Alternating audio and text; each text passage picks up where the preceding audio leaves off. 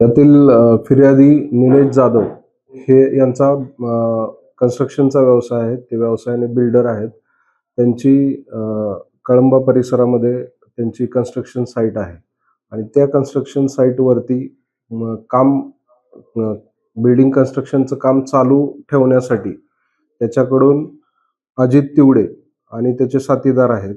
त्यांनी त्याच्याकडून 1 कोटी रुपयाची खंडणी मागितलेली आहे आणि ती खंडणी न दिल्यास त्याला जीव मारण्याची धमकी दिलेली आहे.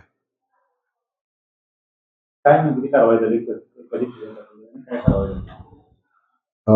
दिनांक 29/4/2026 रोजी हा प्रकार घडलेला आहे. त्याला किडनॅप करून घेऊन गेलेले होते अजित तिवडेच्या ऑफिसवरती आणि त्या ठिकाणी त्याला धमकी दिलेली होती. पण यातील फिर्यादी हा घाबरलेला असल्यामुळे 2 महिने तो पोलीस स्टेशनला तक्रार देण्यास आला नव्हता आणि या दरम्यान त्याला वारंवार धमक्या देऊन त्याला टॉर्चर करण्यात आलेलं होतं.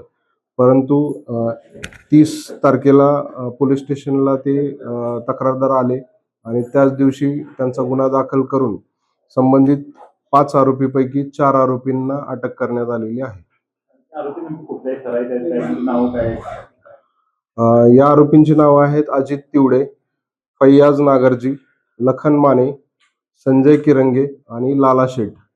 हे सर्व आरोपी आहेत. हे सर्व रेकॉर्डवरील गुन्हेगार आहेत.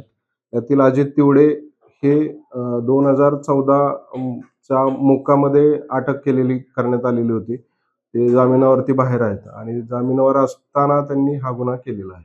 नेमकी धमकी काय देण्यात आली होती? कशा प्रकारची? फिर्यादीला त्यांनी 1 कोटी रुपये जर नाही दिले, त्यांची कन्स्ट्रक्शन साईट चालू राहण्यासाठी, त्या काम चालू ठेवण्यासाठी 1 कोटी रुपये खंडणी मागितलेली आहे आणि ती खंडणी जर नाही दिली, तर तुझ्या फोटोला हार चढवेल अशा प्रकारची धमकी दिलेली आहे.